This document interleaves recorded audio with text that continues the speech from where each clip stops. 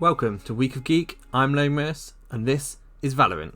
Valorant is the new competitive FPS for PC, and it was originally released as a closed beta back in April, but it's now been officially released to everyone on the 2nd of June 2020.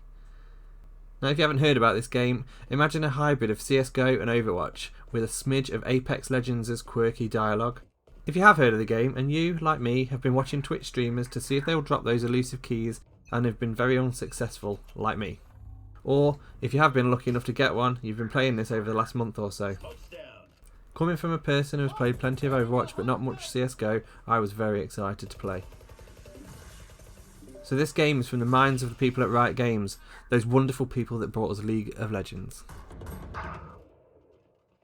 Now the game is set in a near future Earth, and initially we start with 5 unlocked characters, or agents as they like to be called, and there's 5 more agents we can unlock by levelling.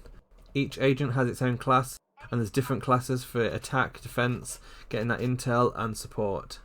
And this is useful to take into account when building your team. Now it might not be everybody's cup of tea, but I really like the cartoon aesthetic of this game. It's bright and vibrant, and the building textures fit for this type of futuristic game. The voice lines of the agents are good, they interact with each other, which I find really amusing, and this is what reminds me of Apex, particularly Phoenix and Mirage and their witty lines. Now, the game is a 5v5 objective based game, similar to that of CSGO, where you have to plant a spike in a designated area.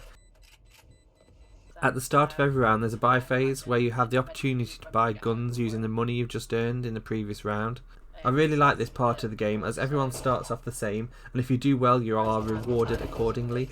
It does also, however, provide a boost if your team is losing, so you can buy better weapons to give yourself that opportunity to make a comeback. Each game is a 24 round game, and the winning team has to get the best of that 24. You switch halfway, so you both get to play attack and defense.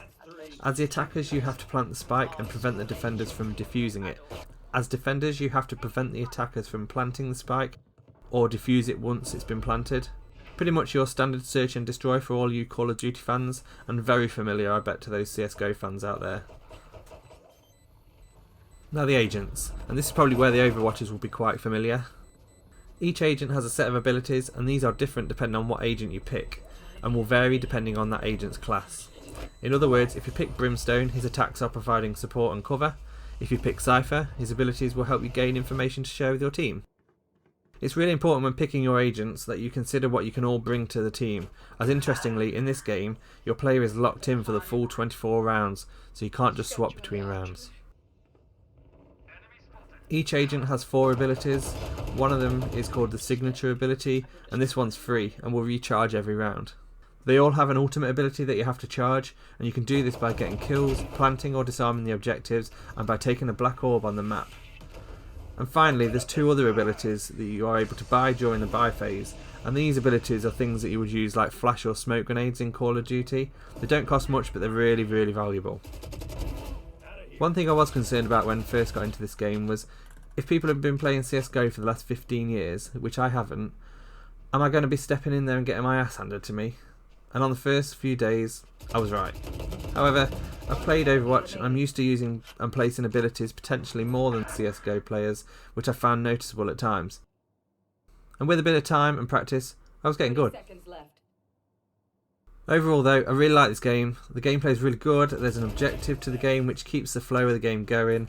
Its aesthetics and mechanics work really well, and I think Riot have pulled a lot of the best bits out of other games to make this weird and wonderful game that actually really works as a concept, and I really see this game becoming big in 2020. Have you played the game yet? What are your thoughts?